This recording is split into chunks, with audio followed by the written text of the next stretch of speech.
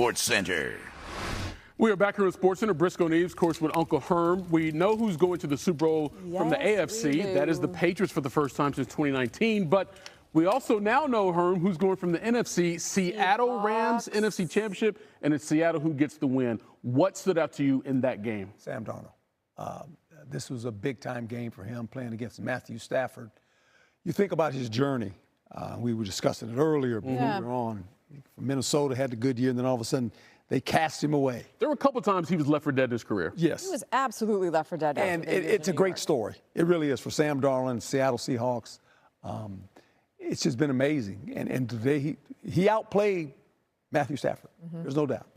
I mean, he was marvelous today, and they deserve to go. I mean, we talk about Seattle's defense a lot because they were very good, but Sam Darnold really has taken this team, especially offensively, and taken it to a different level. How about this for Sam Darnold? And this is the third time they played the Rams this year, right? In the two previous matchups, he had 2 touchdowns and I believe 6 turnovers comparatively. This one, 3 touchdowns, no turnovers, and a season high in passing yards. What was it about the Rams defense he saw this time that he was able to exploit? Well, he exploited that secondary, and that's been the Achilles heel in the last month for the Rams when you watch them play. It's been hard to watch at times because this secondary is they give up yards. They do a lot of chasing. Yeah, they're doing a lot of grabbing and holding, and it puts a lot of stress on the Rams offense, but giving credit to Sam Darnold and the way they played, they deserve to win today. I love the fact that there are a couple of incredible comeback stories that we get in the Super Bowl. It's not just Sam Darnold, but if you look at the turnaround from the Patriots last season to what they have done this season under Mike Vrabel, that's a completely different topic for maybe a different segment. For now, we got 2 weeks to talk about that, right? Let's get to Jeff Darlington because he is on the ground in Seattle and he's standing by with Ernest Jones. Ernest, you just got the hat, and clearly that means a lot to you. Tell me exactly what it means to have that hat in your hands right now. And it means everything. Me and these boys, man, we work for this moment. Let's go. We work for this moment. Man, I'm lost for words. Like, we put in so much work, and to be here, man, they deserve it, man. Listen, I know that I want to get to the defense, but I think back to week 11 with you and the support that you showed for your quarterback. He comes out here against this same team and absolutely balls. What is that like? I won't say the words again, but I told you back then, man, I knew Sam was going to come out here and ball. What do you have, 300 passing yards? Like, come on, get off my quarterbacks. Such a collective team effort, though. That stop that you guys had down here on 4th down, take me through it and how we're able to do it. And I'm telling the guys, man, we're here. Everything we work for is on in this moment. Let's go out here, let's clamp up, and let's get a stop. You are going to the Super Bowl. Yeah! Thank how you, does Lord. that feel? That feels amazing. Thank you, Lord. Congratulations. See you there. Thank you. See y'all. It's got to be an incredible moment to but it's funny because we talked to Christian Gonzalez earlier and he was like, I don't think it's sunk in yet. I haven't fully processed it. Chill. To have somebody experience that in the moment is very cool. By the way, NFL Primetime is coming up in just a few minutes. Booger and Boomer will join you for that. To look at the 2 defenses that we're going to see in the Super Bowl now, the Patriots defense and the Seattle's defense, what makes them individually great? They're well coordinated, but it starts with the front. With both, and sometimes New England doesn't get enough credit for their defense. We talk about the Patriots, but really they were a good defense. Yeah, they felt some type of way too. They thought other people would get more shine than them. That's exactly right, and they were only giving up 19 points a game. They got a good front, do a lot of things to disrupt the quarterback. They got a nice secondary, the New England Patriots. Seattle, obviously, we know all about those guys. I mean, they have a history of playing defense in Seattle. I mean, these guys they're not the Legion of Boom. They call themselves, I think, the Dark Side or something like that. They wanted another fancy name, right? But you expect that in Seattle. You know, why? You have a great facility to play in defensively. It's very loud in there. That helps you. They got a big front that can knock people off the ball. So they're a very physical football team. You know, one of the things that we heard Sean Payton talking about in that game, he's like, there are going to be moments that I regret. There are going to be, sort of decisions that I second guess. When you are Sean McVay, what moments in this game is he going to look back on and be like, you know what, I could have done that differently?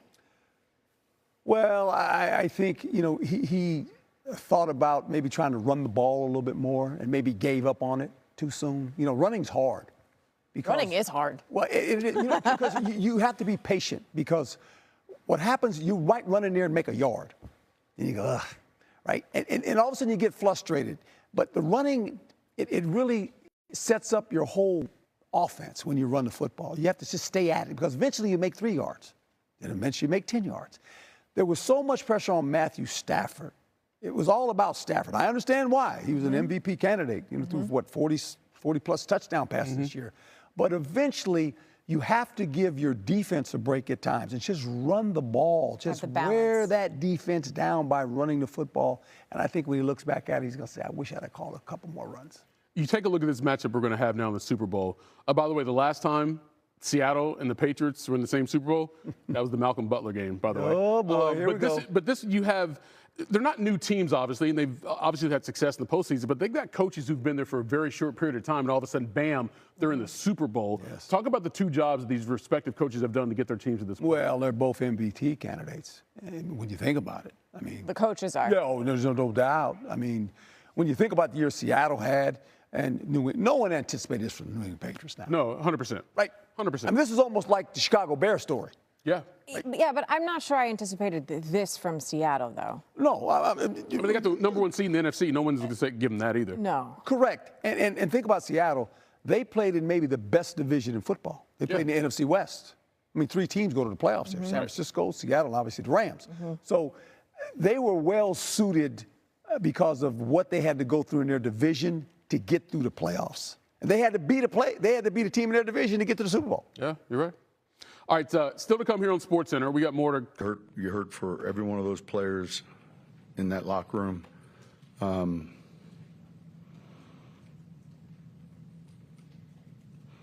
You don't know how a game's going to unfold and then how it began to unfold. I liked early on the way I felt like most of the first half we played on their side of the field.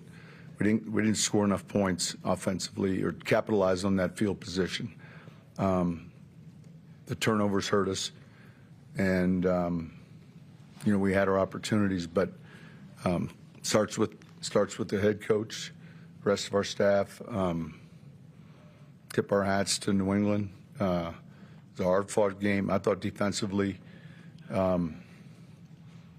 like you don't know that it's going to be like this 3-point game. But it became apparent that with each possession, a field goal, that type of thing was going to be real important.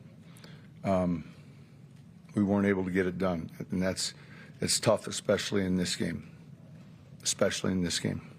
Any questions? Sean, you mentioned the field goal. What was the decision making on the 4th and 1 early in the second quarter to go for it? Yeah, I just felt like, man, we had momentum to get up 14. It felt like we had a good call. And where were we at yard line wise there? Yeah, I think the feeling was, man, let's be aggressive. To get up 14. I was just watching the way our defense was playing, and the turnover on our end resulting in a touchdown, and outside of that, man, I thought we did a good job in containing them.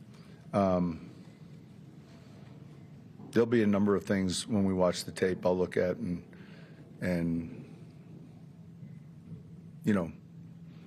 critique and pay close attention to, but it was a hard-fought game, and we didn't do enough to win it. Coach, to your left, how much did the weather in the second half really impact the offensive play calling and Jarrett Stidham? I think it's more the ball. We had a little bit of the breeze, so we decided in the third quarter they're getting the ball, so we decided to go into the win in the third quarter. But it picked up.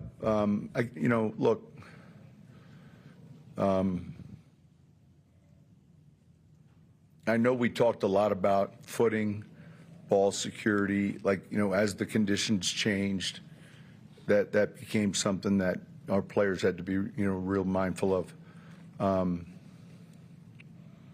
There were certain throws, though, that we weren't going to call, we just didn't do enough in the run game or in the pass game. Obviously, Coach Jared was put in a tough situation to have to start this.